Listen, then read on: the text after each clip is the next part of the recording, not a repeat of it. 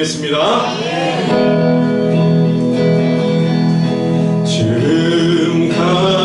지금까지 지내온 것 한량없는 주님의 은혜 부족하고 연약한 날 용납하고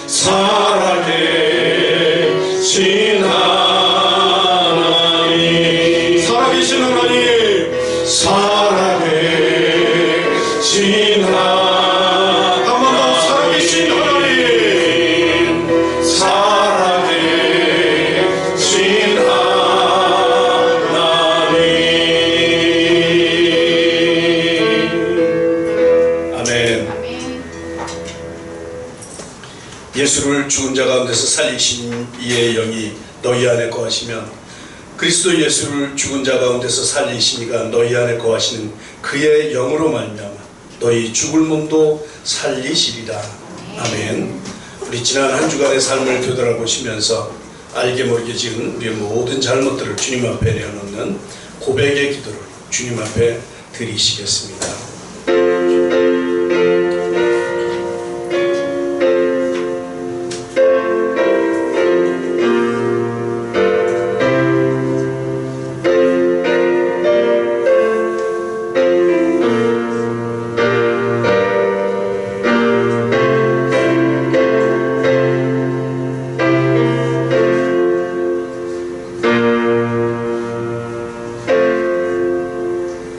그리스도 예수 안에 있는 자에게는 결코 정죄함이 없나니 이는 그리스도 예수 안에 있는 생명의 성령의 법이 죄와 사망의 법에서 너를 해방하였습니다. 아멘. 우리 사도신경으로 우리의 신앙을 고백하시겠습니다. 나는 전능하신 아버지 하나님 천지의 창조주를 믿습니다. 나는 그의 유일하신 아들 우리 주 예수 그리스도를 믿습니다. 그는 성령으로 잉태되어 동정녀 마리아에게서 나시고 본디오 빌라도에게 고난을 받아 십자가에 못 박혀 죽으시고 장사된 지 사흘 만에 죽은 자 가운데서 다시 살아나셨으며 하늘에 오르시어 전능하신 아버지 하나님 우편에 앉아 계시다가 거기로부터 살아있는 자와 죽은 자를 심판하러 오십니다. 나는 성령을 믿으며 거룩한 공교회와 성도의 교제와 죄를 용서받는 것과 몸의 부활과 영생을 믿습니다. 아멘. 다같이 찬송가 15장 찬양으로 하나님께 영광 돌리겠습니다.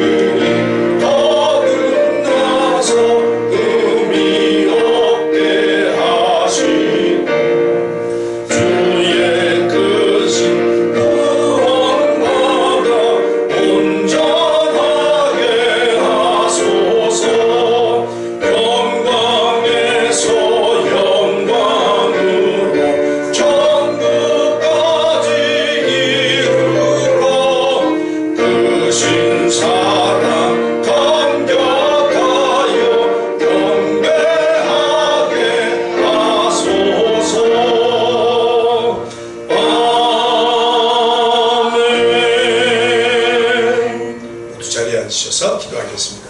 박현신 장로님 기도 인도해 주십니다.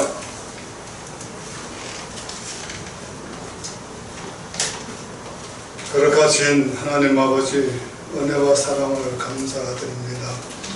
오늘도 저희들을 사랑하셔서 자녀 삼으시고 복되고 귀한 예배 자리로 인도하심을 감사드립니다. 오늘 예배 가운데 겸손히 주님의 은혜를 간구하오니 지난 한 주간 삶을 돌아보면 주님 말씀대로 살지 못하고 내 생각과 내 뜻으로 살아본 죄를 용서하여 주시고 이 시간에 그 잘못된 죄를 주님 무릎 앞에 내려놓고 기도하오니 성령의 보혈로 깨끗하게 하여 주시고 정결한 마음으로 예배에 참여하게 하옵소서.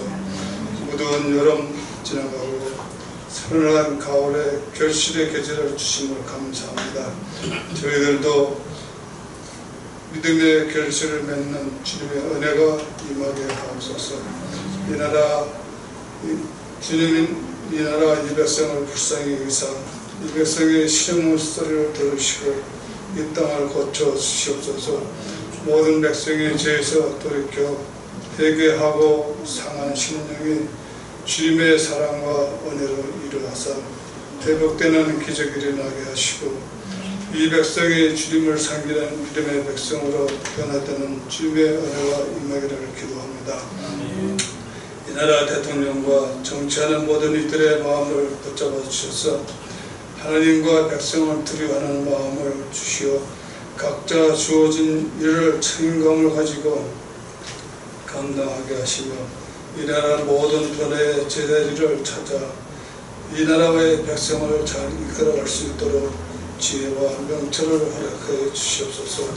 이곳에 귀한 뜻이 있어서 7년 전에 하늘교회를 세우시고 지금까지 인도하심을 감사합니다. 하늘빛교회가 날마다 성령의 임재를 경험하는 살아있는 교회가 되게 하시며 저 죽어가는 신령들에게 복음과 주님의 사랑을 전하는 교회가 되기를 소망합니다. 우리 교회가 지경이 넓어지고 은혜가 있게 하여 주옵소서. 우리의 삶이 믿음의 본이 되는 삶을 살아가는 우리 모두가 되게 하옵소서.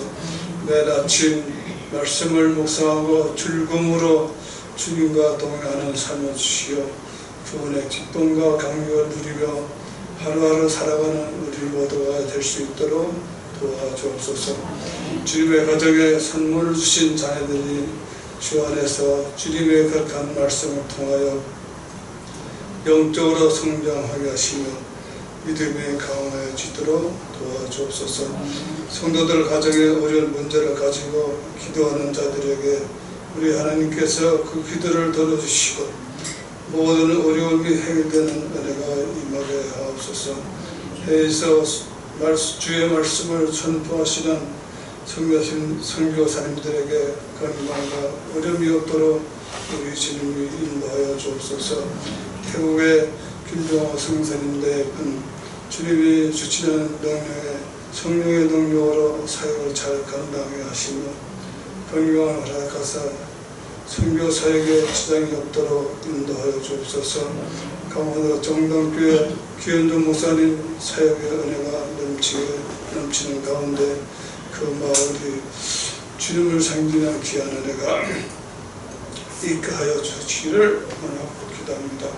오늘 주의 말씀을 전하시는 주의 정학의 성령의 능력을 가지시고 전하시는 말씀이 우리 모두에게 큰 은혜를 받으며 주님을 만나고 들어가는 귀한 시간 되게 도와주옵소서. 오늘도 예배를 위하여 찬양과 주관과 안내와 청소로 준비하는 손길들을 축복하여 주옵소서. 오늘 주시는 말씀을 마음에 간직하여 한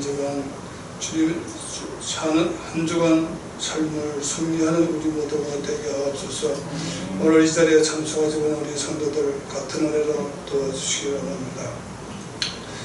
다음 시간부터 예배에 참여할 수 있는 마음을 주시고 성도의 교제와 사랑을 나누는 시간이 될 수 있도록 인도하여 주옵소서. 감사합니다. 예수 이름으로 기도드리옵나이다. 아멘.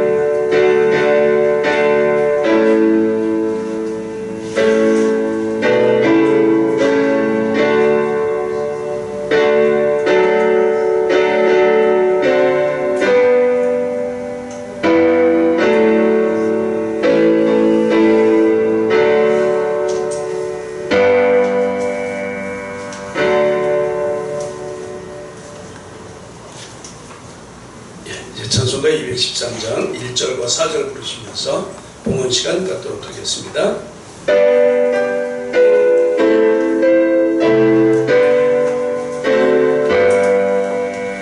나의 생명들이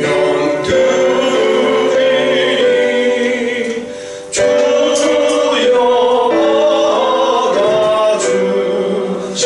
받아주셔서 세상 살아갈 동안 찬송하게 하소서. 나의 보아들이 주여 받아주셔서 하늘나라 위하여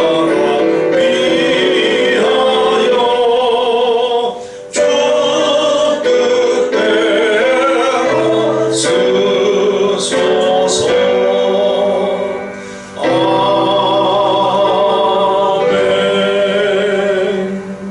기도하겠습니다. 하나님 감사합니다. 오늘도 우리를 지켜주시고 또 인도해 주셔서 참 감사합니다. 이 모든 것이 주님의 은혜였음을 고백하며 모든 영광을 주님께 올려드립니다. 주님, 우리를 통해서 주님 영광 받아 주시옵소서. 이 시간 우리가 드린 모든 예물들을 주님 받아 주시옵시고 또한 우리의 마음과 정성을 다하여 드리오니 주님, 우리의 예배를 받아 주시옵소서. 이 예물들이 하늘나라 위에서 아름답게 사용되기를 간절히 바랍니다. 이제 바야흐로 참 좋은 계절이 되었습니다. 하나님, 이 좋은 계절에 우리로 풍성한 믿음의 진보가 있게 하여 주시고 더욱 주님을 향한 사랑이 넘치게 하여 주시옵시고 한없는 주님의 은혜로 채워 주시옵소서. 간절히 원하기는 우리 육신이 연약한 지체들에게 주님의 치료의 광선을 발하여 주시옵소서. 주님의 손으로 안수해 주셔서 속이 깨끗함을 받는 은혜를 더하여 주시옵소서. 우리 함께 예배하는 우리 모두를 축복해 주시옵시고 하늘의 신령한 복으로 채워 주시옵소서. 주님, 우리가 후원하는 선교지마다 주님의 은혜가 부어지게 하시고 또 날로 하나님의 나라가 번창하는 귀한 터전들 다 되게 하여 주시옵소서. 오늘도 우리 예배 가운데 함께 하시기를 원하오며 우리를 사랑하시는 예수님의 이름으로 감사하며 기도드리옵나이다. 아멘. 교회 소식 전해드립니다. 예배 참석하신 모든 분들을 주님의 이름으로 환영합니다. 주님의 은혜가 풍성한 한 주가 되기를 바랍니다. 아침 저녁으로 많이 선선해졌죠? 이 좋은 계절 여러분 믿음의 진보를 위해서 애쓰시는 여러분들 되시기 바랍니다. 아울러 이 환절기라고 합니다. 그렇죠? 건강 조심하시고 우리 몸 아프신 분들을 위해서 기도해 주시기 바랍니다. 아침에 연락을 받았는데 송이가 확진이 됐다고 합니다. 어제 저녁에 같이 있어서 오늘 오재훈 장로님, 장명 권사님이 아무래도 나오시는 게 좀 여러 사람들에게 피해가 될 것 같아서 오늘 못 나오셨습니다. 위해서 기도해 주시고 특별히 우리 장명 권사님 건강을 위해서 기도 많이 해 주시기 바랍니다. 제가 다음 주간 한 주간 휴가를 하려고 합니다. 그래서 이번 수요일은 우리 임시열 집사님이 인도해 주시도록 부탁을 드렸습니다. 여러분 많이 나오셔서 함께 기도해 주시기 바랍니다. 우리 주일전도위원회 주보가 좀 잘못됐네요. 강대건 장로님, 이기수 권사님 들어있는데 우리 이제 지지난달에 하셨어요. 그죠? 그래서 최학수 장로님, 김순덕 권사님으로 변경해 드립니다. 참조해 주시기 바랍니다. 며칠 전에 편지가 하나 왔는데 신천지에서 왔어요. 드디어 이제 이 좋은 계절이 되니까 이단들이 움직이기 시작하는 것 같아요. 이쪽 지역이 마태지파인 것 같아요. 마태지파. 여러분 이단 조심하시고 특별히 뭐 이름도 알 수 없는 이런 이단들이 너무 많아요. 여러분 잘 분별을 하셔야 될 것 같습니다. 이단은 쳐다도 보지 마십시오. 오늘 말씀 보도록 하겠습니다. 여호수아 24장 14절로 18절의 말씀입니다. 여호수아 24장 14절로 18절의 말씀 한 절씩 교독하도록 하겠습니다. 제가 14절을 봉독합니다. 그러므로 이제는 여호와를 경외하며 온전함과 진실함으로 그를 섬기라. 너희의 조상들이 강 저쪽과 애굽에서 섬기던 신들을 치워버리고 여호와만 섬기라. 만일 여호와를 섬기는 것이 너희에게 좋지 않게 보이거든 너희 조상들이 강 저쪽에서 섬기던 신들이든지 또는 너희가 거주하는 땅에 있는 아모리 족속의 신들이든지 너희가 섬길 자를 오늘 택하라. 오직 나와 내 집은 여호와를 섬기겠노라 하니 백성이 대답하여 이르되 우리가 결단코 여호와를 버리고 다른 신들을 섬기기를 하지 아니하오리니 이는 우리 하나님 여호와께서 친히 우리와 우리 조상들을 인도하여 애굽 땅 종되었던 집에서 올라오게 하시고 우리 목전에서 그 큰 이적들을 행하시고 우리가 행한 모든 길과 우리가 지나온 모든 백성들 중에서 우리를 보호하셨음이며 함께 봉독하십니다. 여호와께서 또 모든 백성들과 이 땅에 거주하던 아모리 족속을 우리 앞에서 쫓아내셨습니다. 그러므로 우리도 여호와를 섬기리니 그는 우리 하나님이시니이다 하니라. 아멘. 여호수아가 엊그저께 끝났죠. 마지막 23장 24장 이것은 이제 이 가나안 정복이라고 하는 이 모든 사명을 완수한 후에 이제 어느 정도 세월이 흐른 후에 기록된 이 여호수아의 그 고별사를 다루고 있다. 이제 이렇게 해석이 됩니다. 오늘 말씀 제목이 너희가 섬길 자를 오늘 택하라. 너희가 섬길 자를 오늘 택하라. 택하셔야 됩니다. 여호수아 23장 1절을 보면 이렇게 되어 있습니다. 여호와께서 주의 모든 원수들로부터 이스라엘을 쉬게 하신 지 오랜 후에 그러니까 정복전쟁이 이미 끝나서 이제 시간이 꽤 많이 흘렀음을 보여주고 있죠. 여호수아가 나이 많아 늙은지라 여호수아도 나이가 많아졌어요. 그죠? 세월 앞에 장사가 없다고 하죠. 어쩔 수가 없습니다. 세월 앞에는. 그죠? 이 가나안 정복을 위해서 수없는 전쟁을 이끌었던 이 여호수아는 이제 자기가 갈 날이 얼마 남지 않음을 알고 이제 각 지파별로 다 기업을 분배한 이후에 자기는 어디서 사냐하면 딥나세라라는 곳에 머물면서 이제 조용히 그의 말년을 보내고 있었어요. 딥나세라가 저 베델 그 옆에 하여튼 이 중심부에 중앙부에 이렇게 위치하고 있는데 그 근처에 회막이 있는 실로 회막이 있는 그 근처에 이렇게 거기서 노년을 편하게 지내고 있었죠. 이제 그의 죽음이 얼마 남지 않음을 알게 되고 그래서 이스라엘 지도자들을 불러 모아서 그의 마지막 권고를 하는 것 그것이 23장입니다. 지도자들을 불러서 이 내용을 요약하면 하나님의 말씀을 순종해라. 하나님을 사랑해라. 그리고 중요한 건 세상과 타협하지 말라. 이제 이런 권고의 내용이었습니다. 참 믿었지 못하죠. 지나는 삶을 보면 이 사람들이 사는 삶을 보면 이게 내가 죽을 수가 없는데 그런 생각하지 않았을까 싶어요. 그리고는 이제 모든 백성들과 거기에 있는 장로들, 수령들, 또 재판장, 또 관리들 전부 다 이 세겜 땅에 모읍니다. 세겜. 그리고 이제 마지막 설교를 하는데 그게 이제 24장이에요. 24장. 이제 여호수아는 이 설교를 시작하면서 그동안 하나님께서 어떻게 우리 조상들을 인도해 주셨는지, 어떻게 우리를 지켜주셨는지, 이런 거에 대해서 쭉 설명을 하죠. 참으로 이 많은 사건들이 있었죠. 하나님께서는 친히 이 백성보다 앞서서 모든 대적들을 물리쳐 주시고 또 신실하게 지금까지 신실하게 하나님의 약속들을 지키시고 지금까지 인도해 주셨습니다. 이제 이런 것들을 쭉 이제 회상하죠. 이게 모든 게 하나님의 은혜였어. 이제 이런 얘기를 하면서 설교를 합니다. 그런데 23장, 24장을 읽으면서 좀 이상한 점을 발견하게 되죠. 23장에 보면 이제 너희가 만일 돌아서서 이렇게 이제 만일이라는 조건을 달기는 했지만 만일 하나님께로 돌아오면 아니죠.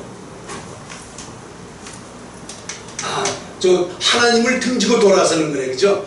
만일 하나님을 등지고 돌아서면 그들 속에 들어가서 하나님을 등지고 배반하고 그들 속에 들어가서 그들과 혼인을 한다든지 서로 왕래한다면 그 속에 동요된다고 한다면 확실히 알라. 이게 경고하시는 모습을 보게 됩니다. 그들이라고 하는 것은 가나안 이방 족속들을 말하는 것이죠. 확실히 알아야 될 사항은 바로 다시는 여호와께서 이 민족들을 쫓아내지 않으실 것이라는 거예요. 그쪽으로 동요돼서 거기에 휩쓸리게 되면 다시는 너희들하고 상종하지 않겠다. 다시는 이 사람들을 쫓아내지 않겠다. 그들이 계속해서 너희의 올무가 될 것이야. 그들과 같이 살면 그들이 너희의 올무가 될 것이야. 덫이 될 것이야. 옆구리에 채찍이 돼서 또 눈에 가시가 될 것이야. 경고죠. 그죠? 마침내는 이 아름다운 땅에서 너희가 멸망당하실 것이야. 이런 경고를 해줍니다. 어떻게 될 때? 하나님을 등지고 돌아서서 그들에게 동요될 때. 참으로 이스라엘 백성들로서는 자기들의 생사가 달린 문제였기 때문에 이 정말 명심해야 될 그런 명령들이었죠. 그런데 이제 읽으면서 느끼는 게 대부분 이 문맥상을 보면 이 이스라엘 백성들의 삶이 지금 그렇다고 하는 그런 느낌이 드는 거예요. 이 사람들의 삶이 하나님을 등지고 그들과 동요돼서 그 속에서 살아간다고 하는 여호와로부터 돌아섰다는 느낌이 강하게 드는 이게 내용들이에요.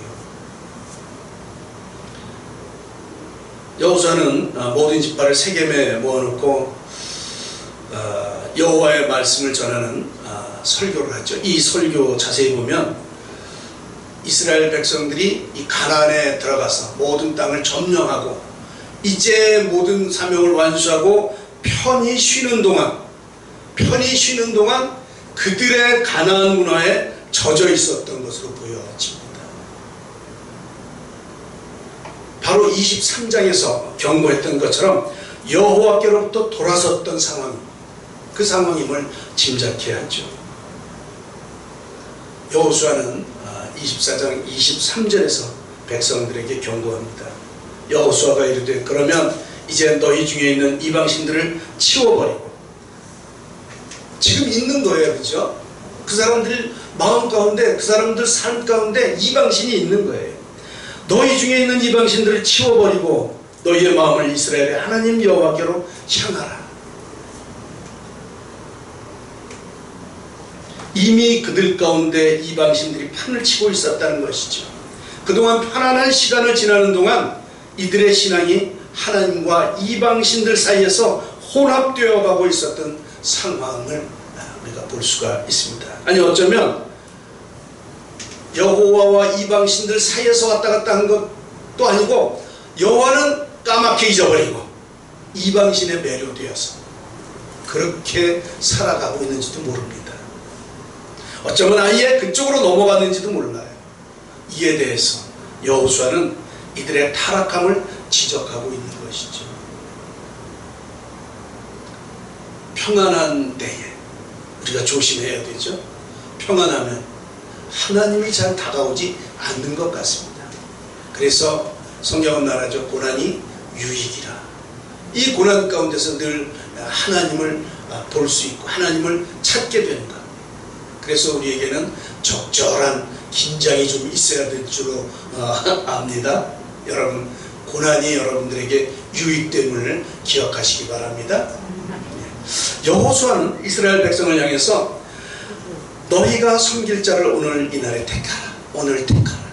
너희가 섬길 자를 택하라.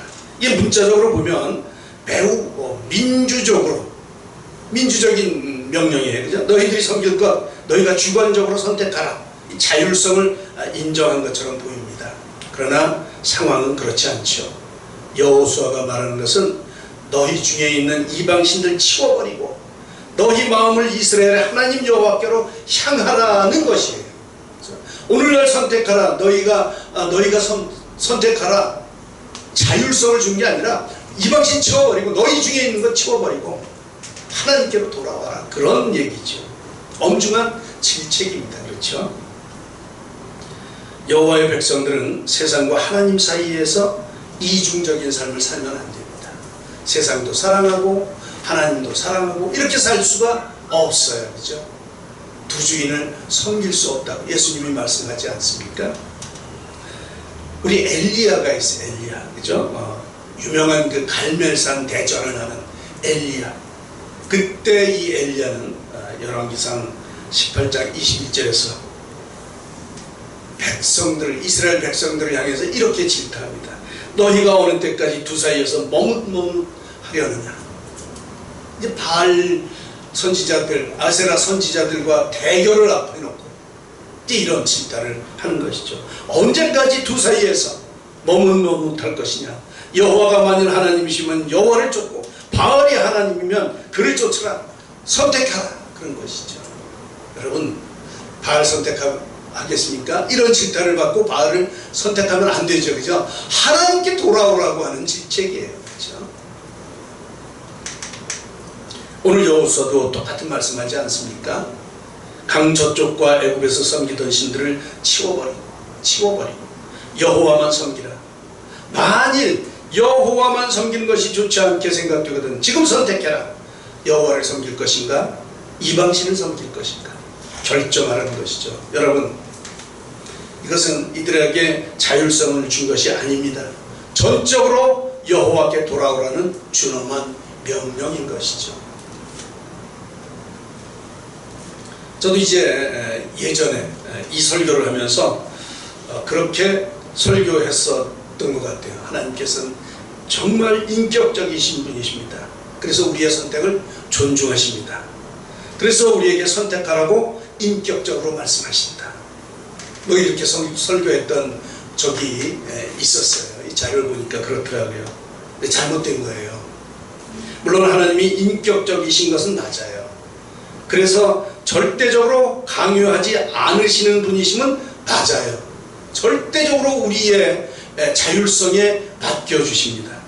절대로 강압적으로 선악과를 따먹지 못하도록 강제하지 않으시는 분이 하나님이세요. 그거 먹으면 죽는데 그거 말리지 않으세요. 경고만 하시죠. 그거 먹으면 죽어. 결정은 네가 해. 하나님의 마음은 절대적으로 네 자율로 하나님을 선택하기를 바라시는 거죠. 우리 자율로 선택하셔야 됩니다. 이거다 저거다 저쪽 이런 갈등 아니고 하나님을 선택하셔야 되는 거예요. 하나님을. 선악과를 선택하면 죽음이기 때문에 그거 선택하면 안 되는 것이에요. 절대적으로 하나님을 선택하시기를 바라고 계시는 이 하나님의 마음을 여러분 꼭 기억하시기 바랍니다. 오늘 여호수아의 질책도 마찬가지예요. 세상에 미혹하는 것들을 다 치워버려야 합니다.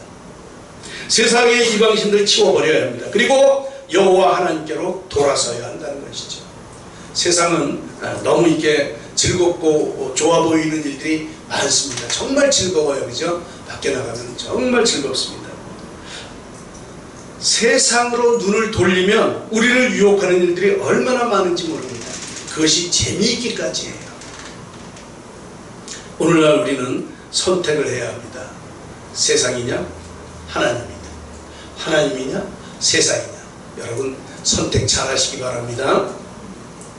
근데 여러분 이것은 선택할 문제가 아니에요. 그렇죠? 우리의 신앙은 선택사항이 아니에요. 우리의 생명이 달려있는 문제를 선택사항으로 만들어 놓지 않으셨어요. 생명이냐 멸망이냐 선택하라고 한다면 그건 말이 안 되는 것이죠. 너 죽을래 살래? 아니 당연히 살아야죠. 그죠? 멸망을 선택할 사람은 없는 거예요. 그거 알라는 것이죠. 생명은 선택이 아니라 필수입니다. 필수. 여호수아가 말하죠. 너희가 섬길 자를 오늘 택하라. 오직 나와 내 집은 여호와를 섬기겠노라. 여호수아는 단호합니다.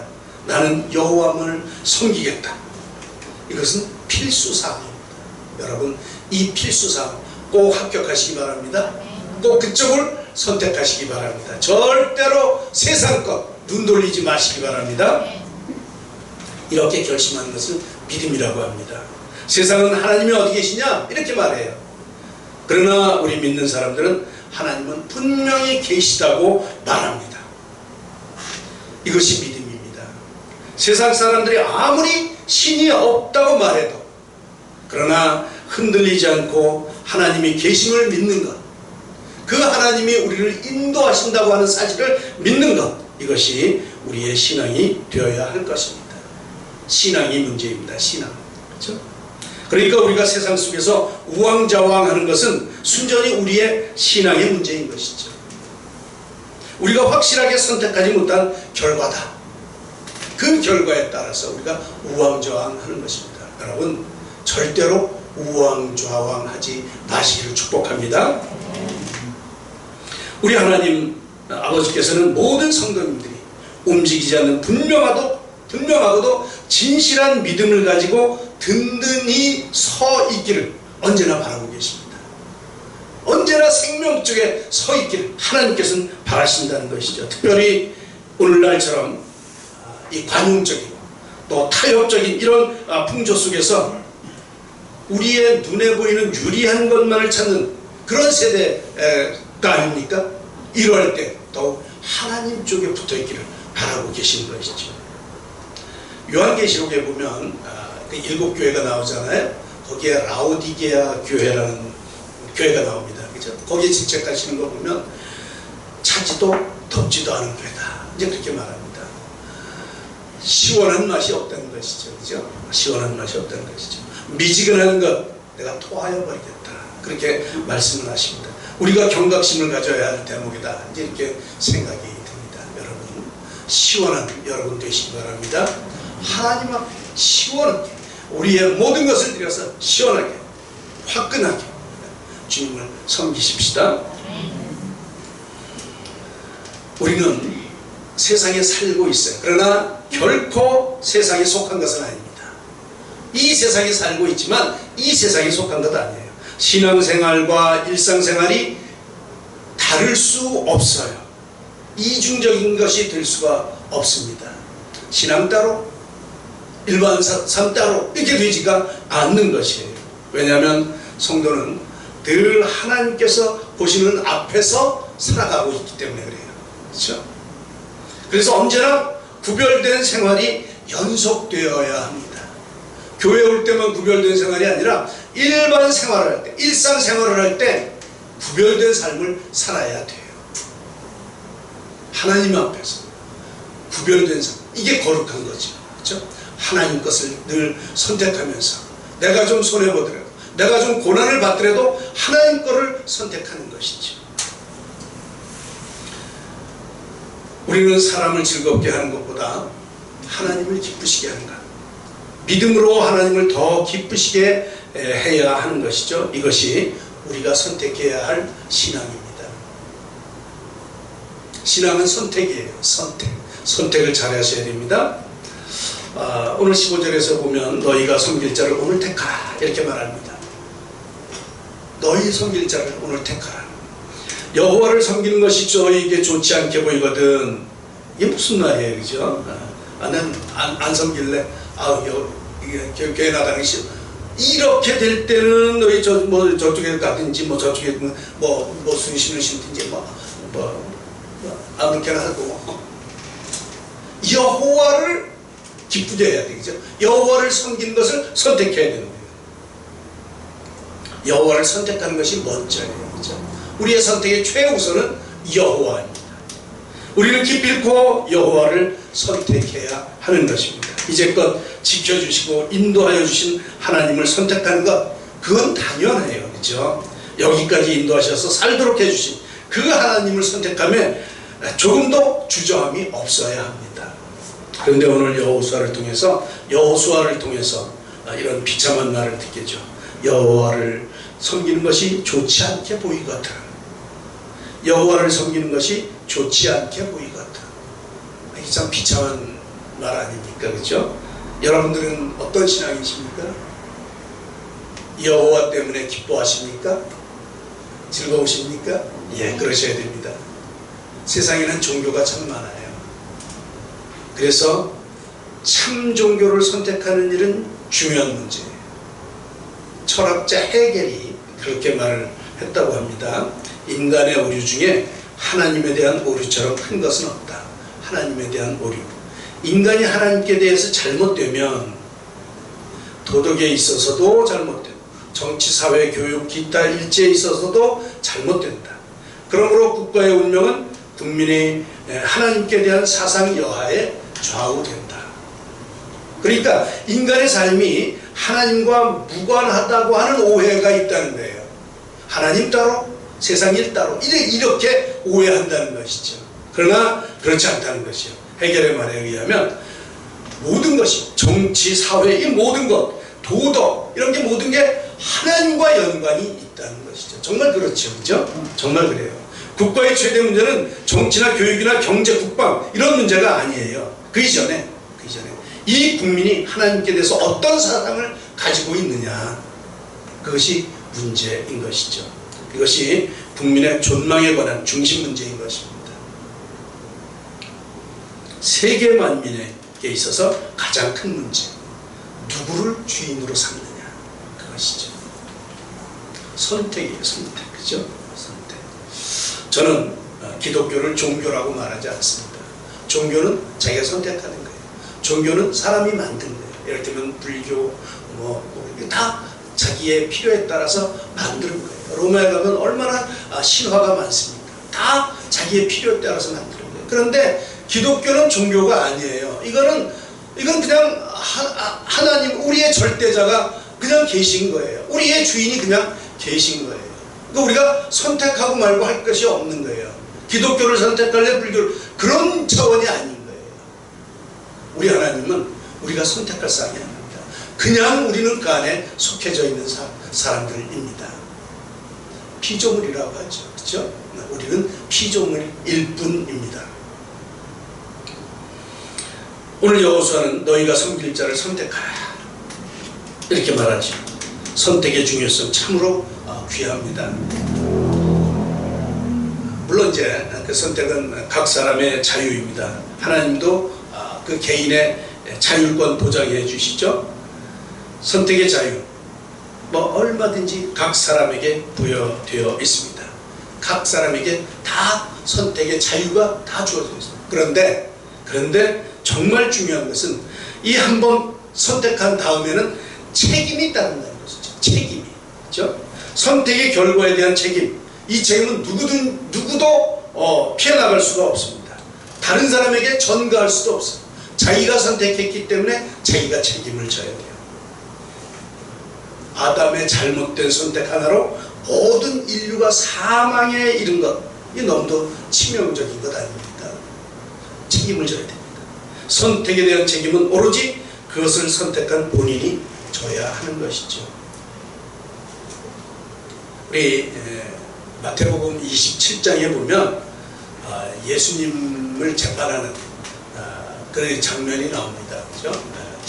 많은 대제사장들, 장로들, 서기관들, 이 유대인들이 다 이제 예수님을 잡아서 그 빌라도 앞에 세우죠. 그때 이제 빌라도가 아무리 봐도 예수님은 죄가 없어요. 그러니까 살려줄 방도를 이렇게 내면서, 야, 바라바를 살려줄까, 예수님을 살려줄까, 니들이 결정해라, 그런 거예요.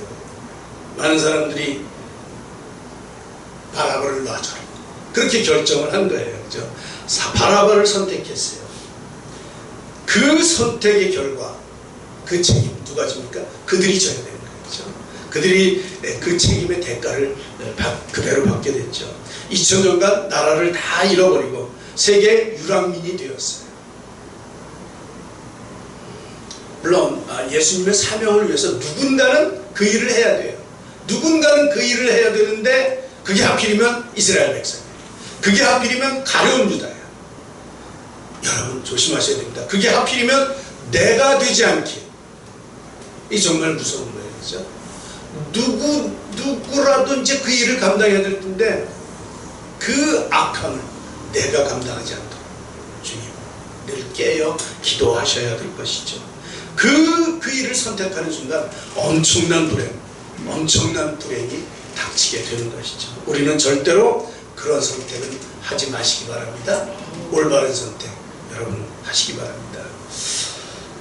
신앙 문제 참 많은 선택사항이 있어요. 아까 이단 얘기도 했지만 한번 그쪽으로 선택하면 빠져나올 수가 없어요. 그렇죠? 이 신앙의 선택은 생명과 사망 그 길을 갈라놓고 있기 때문에 정말 선택을 잘 하셔야 됩니다. 옛날 그 광고 카피에 그런 거 있죠. 순간의 선택이 10년을 좌우합니다. 그렇죠? 정말 이게 귀에 쏙 들어오는 그런 광고 카피였던 것 같아요. 우리의 순간적인 선택이 우리의 평생, 아니 우리의 영원한 생명, 영생을 좌우한다고 한다면 이 선택은 정말 신중하게 잘 하셔야 되죠. 기준이 어디예요? 성경 말씀. 그렇죠? 그 말씀에 따라 입각해서 잘 선택을 하셔야 될 것입니다. 선택이 중요하다. 여러분 잘 기억하시면서 어떤 일을 결정할 때마다 한 번 더 생각하시고 그 일을 결정하시기를 축복합니다. 우리 한 가지 더 생각할 것은 이 신앙 전수의 문제입니다. 여호수아는 그렇게 말하죠. 오직 나와 내 집은 여호와를 섬기겠다. 이게 자신의 결심을 피력합니다. 나 자신뿐만 아니라 내 집만큼은 여호와를 섬기겠다고 작정을 합니다. 그렇죠? 내 자신의 신앙을 자손 후대에게 유산으로 넘겨주겠다는 말씀이에요. 내가 잘 사는 것도 문제지만 우리의 후손도 잘 살아야 하는 것이죠.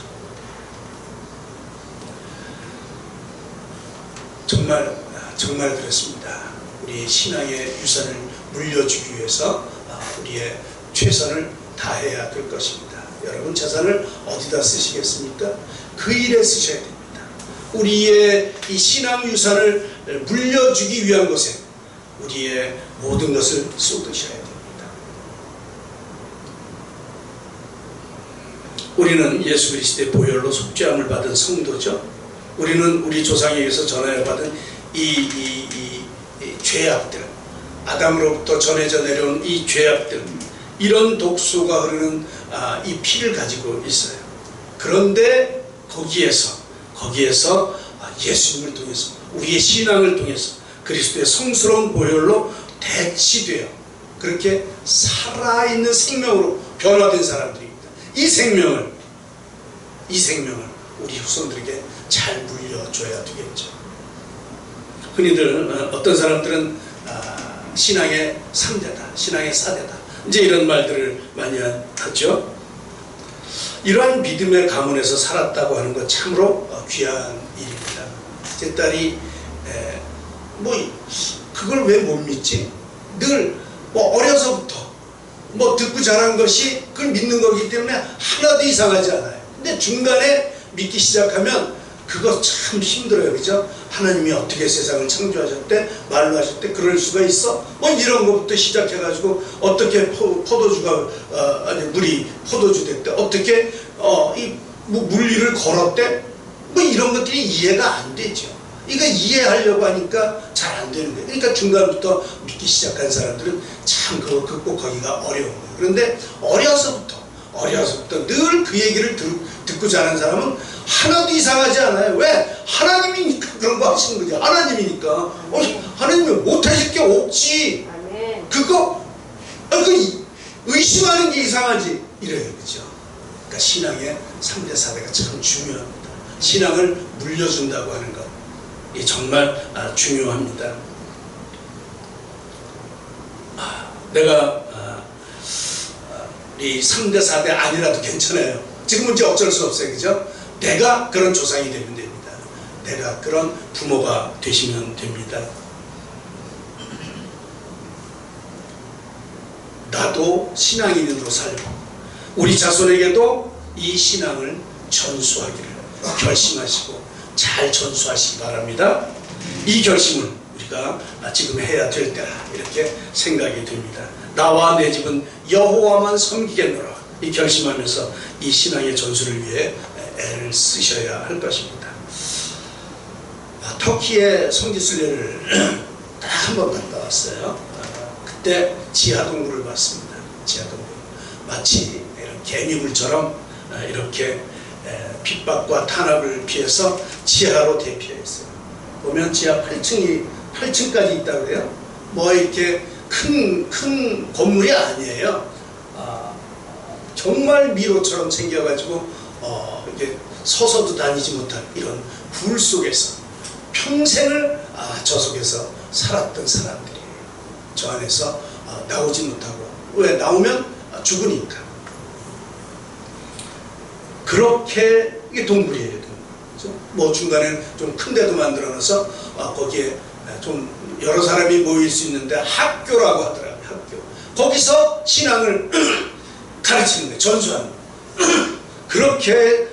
그렇게 이렇게 신앙들을 지킨 이 결과로 지금 우리가 이렇게 편하게 신앙생활을 하지 않았습니다.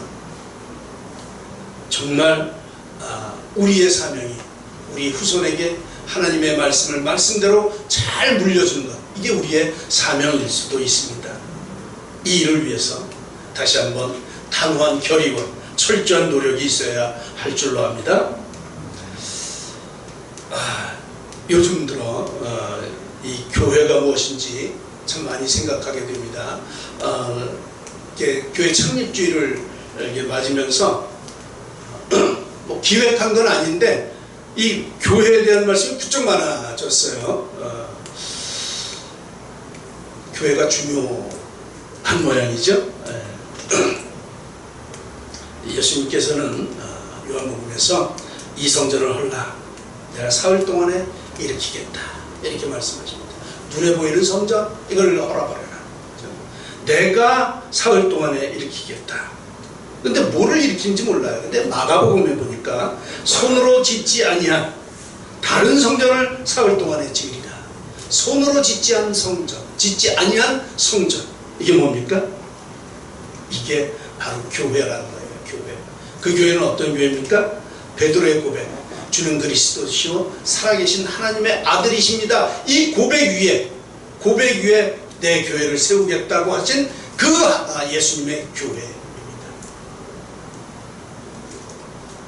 고린도전서 3장 16절에 보면 사도 바울은 우리가 하나님의 성전이다.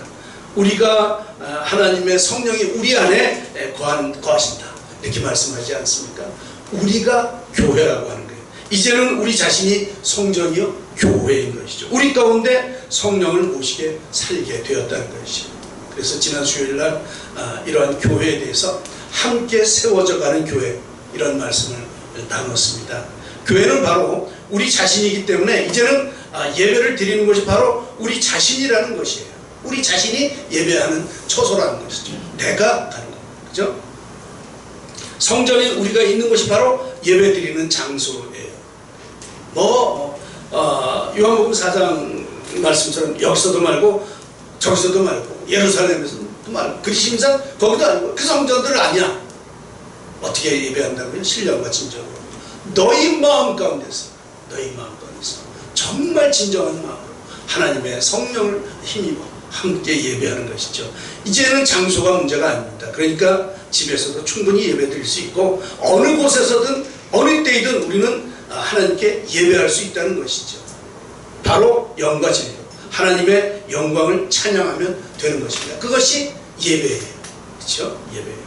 그런데 여기까지만 하면 온전한 교회가 되지 못합니다. 우리가 한 가지 더 생각해야 할 것이 개인적으로 예배하는 것이 교회일 뿐만 아니라 에베소서 1장 23절에서 말씀하신 것처럼 교회는 그의 몸이다. 이 하나님의 몸을, 예수님의 몸을 만들어야 되는 거예요. 그것이 또한 교회라는 거예요. 그래서 흩어지는 교회, 모이는 교회, 먼저 이런 얘기를 하게 되는데, 예수님을 머리로 삼은 이 몸을 만들어야 된다는 거예요. 몸은 혼자서는 만들 수가 없어요. 그래서 에베소서 2장 20절, 22절에 보면 교회인 이 몸들이 예수님을 모퉁이 돌로 삼아서 그것을 기초로 해서 그 안에서 건물마다 서로 연결해서 주 안에서 성전이 되어간다고 말씀하고 있습니다. 하나하나 개인 교회들이, 개인 건물들이 모여서 어디에서?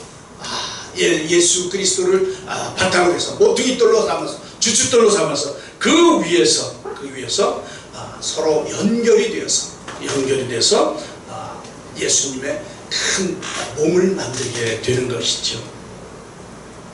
이것이 교회라고 하는 것이죠.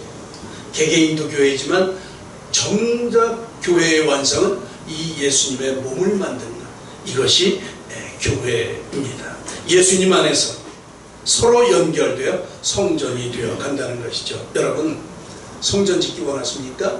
성전, 그죠? 이 성전을 어떻게 짓을까? 이거 성전 아니에요? 성전을 어떻게 짓는 겁니까? 우리가 모여서 성전 짓는 것입니다. 그렇죠? 교회인 여러분, 개개인들이 건물마다 서로 연결이 되어야 합니다. 여러분, 그 성전 우리가 잘 지읍시다. 잘 지으십시다. 그렇게 해서 우리가 모임으로 성전이 지어져 가는 것이죠. 22절은 그렇게 말하죠. 너희도 성령 안에서 하나님이 거하실 처소가 되기 위해서 그리스도 예수 안에서 함께 지어져 간다. 어떻게 지어져 간다고요? 함께 지어져 가는 거예요. 함께. 그렇죠? 예수님 안에서 함께 지어져 가는 거예요. 독불장군 없습니다. 내 혼자 잘 살면 되지. 내 혼자 예배하면 되지. 뭐 어디서나 할 수 있다고 하는데, 그렇지, 뭐 내 혼자 예배하면 되지. 이것이 아니라는 거예요. 그렇죠? 그것은 완성이 될 수가 없다는 거죠. 이 교회들이 다 모여서 함께 지어져 가는 것, 그것이 진정한 교회의 완성이라고 하는 것이죠. 우리가 함께 모여 서로 연결되어야지. 그렇게 해서 그리스도 예수를 모퉁이 돌 삼아 함께 세우심을 받는 것, 이것이 진정한 교회요 하나님의 성전인 것입니다. 사랑하는 하늘빛교회 성도 여러분, 세상의 많은 교회들이 코로나 사태로 인해서 교회마다 교회 참석 인원이 많이들 감소했다고 걱정들 합니다. 오랫동안 코로나로 인해서 이게 영상 예배를 드리다 보니까 많은 사람들이 이제는 교회에 오는 것 자체를 힘들어합니다. 꼭 가야 돼? 사람들 생각에 이 영상 예배가 가서 드리는 대면 예배가 뭐 별 차이가 없는 것 아니야? 이제 이렇게 느끼고 있다는 것이죠. 그러나 그것은 교회를 오해하는 것입니다. 교회는 함께 모여서 함께 지어져 가는 것입니다. 물론 우리가 개인적으로도 처한 위치에서 예배해야 됩니다. 못 나올 사정 되면 또 거기서 예배해야 됩니다. 오늘 저 장미영 권사님, 오재훈 장로님처럼 여러 사람들을 위해서 정말 오고 싶지만 못 올 형편이 있을 수 있어요. 있을 수밖에 없죠. 그럴 때는 어떻게 합니까? 거기서 예배하는 거예요. 거기서 예배하는 거예요. 처소에서 예배하는 거죠. 그러나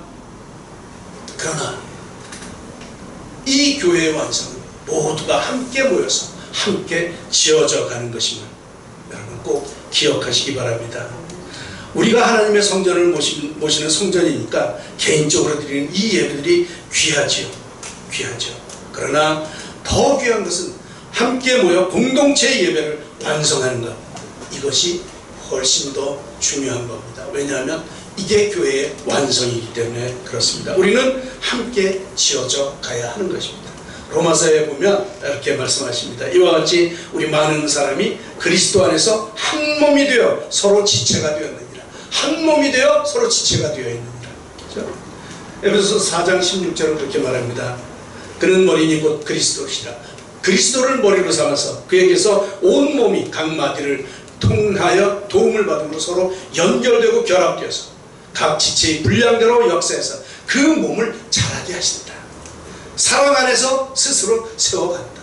이게 교회, 완성된 교회입니다. 교회는 함께 지어가야 한다는 사실 꼭 기억하시기 바랍니다.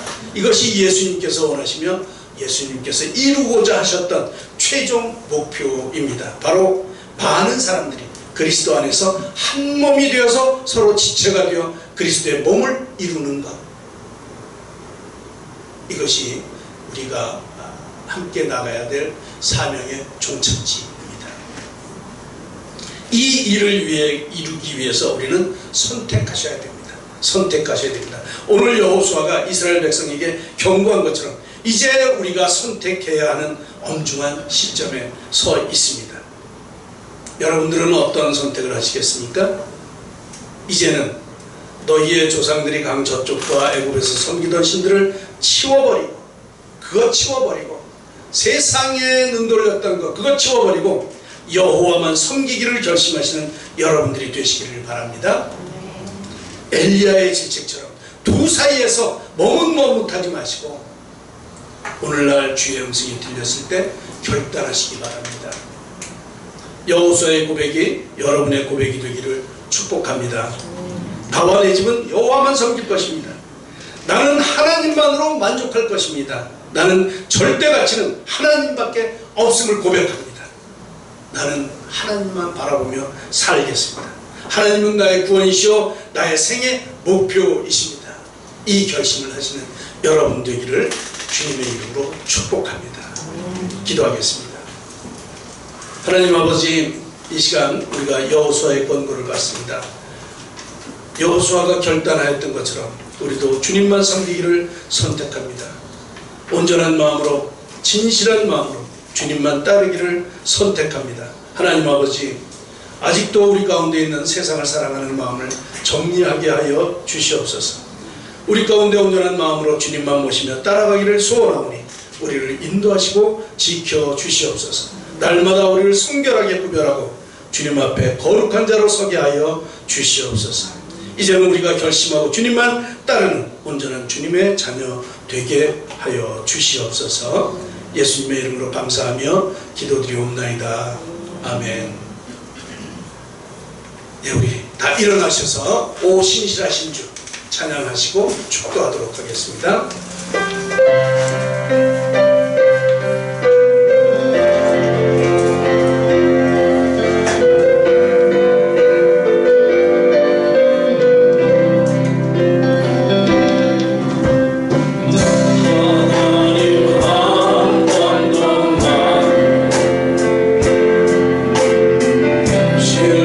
지킨 적 없으시고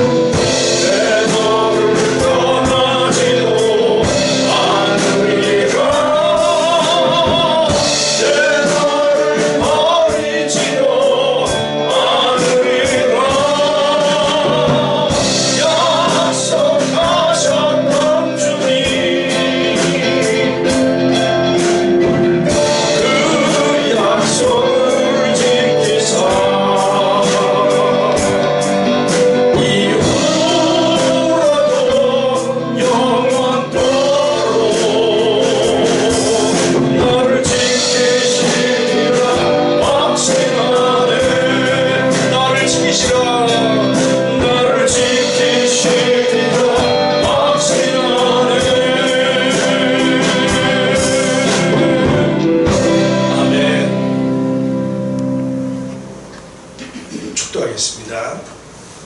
이제는 우리를 죄에서 구원하시기 위해 십자가를 지신 예수 그리스도의 대속의 은혜와 우리를 사랑하시되 끝까지 사랑하시는 하나님의 사랑하심과 성령님의 인도하시고 교통하시는 은혜가 우리 가운데 있는 세상을 사랑하는 마음을 정리하고 온전함과 진실함으로 주님만을 섬기기로 결단하며 삶의 현장으로 돌아가는 사랑하는 교우들 머리 위에와 그 가정과 자녀들 위해 또 우리 교회 위해 우리나라와 우리 민족 위해 또 지금도 복음을 들고 전 세계에 흩어져 복음 전파에 애쓰시는 모든 선교사님들과 그들의 사역 위에 이제로부터 영원토록 함께 하시기를 간절히 축원하옵나이다. 아멘.